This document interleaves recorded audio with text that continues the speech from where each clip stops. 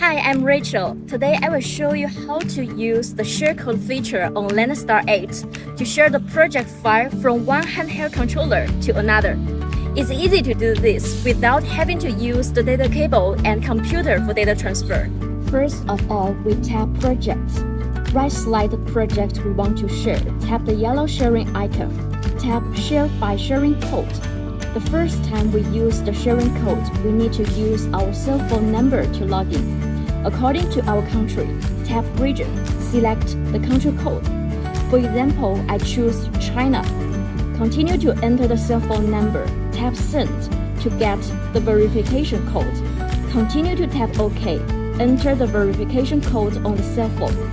Tap Login and continue to right-slide into the project you want to share.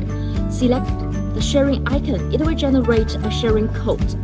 The second step, we open the LandStar 8 software on another controller. Tap Projects.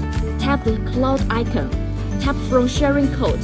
Enter the verification code on the previous handheld controller.